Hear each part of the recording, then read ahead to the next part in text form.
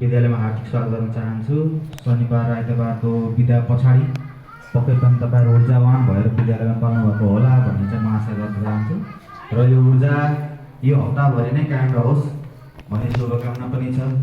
विद्यार्थी भाइबहिनी, मसँग दुईवटा सूचनाहरू छन्। एउटा चाहिँ यो हामी लाइनमा आउने बेला प्रत्येक जसो क्लासमा त फ्यानहरू रनिङ भइरहेको हुन्छ। त्यो विद्युतलाई वेस्ट जान दिनु भएन। इनर्जीलाई हामी जति बचाउँछौँ त्यति नै हामीलाई के हुन्छ भने विद्युतको महसुल पनि कम आउने र यो त्यो वेस्ट भइरहेको त्यसलाई संरक्षण गर्न सिक्यो भने भोलिपछि हामीलाई राम्रो हुने भयो। त्यो भए हुनाले कक्षाबाट अन्तिममा निस्किने जो निस्किनुहुन्छ उहाँले चाहिँ कृपया त्यो फ्यानहरूको स्विचहरू चाहिँ बन्द गरिदिनु होला। र धेरै जसो क्लासको त्यो स्विचहरू बिग्रिरहेको छ, त्यो स्विचहरू हामीले बारम्बार बनाइरहेको हुन्छ, फेरि त्यो तपाईँले के चलाउनुहुन्छ त्यो बिग्रिहाल्छ। यो स्कुलको सम्पत्ति भनेको तपाईँको सम्पत्ति हो।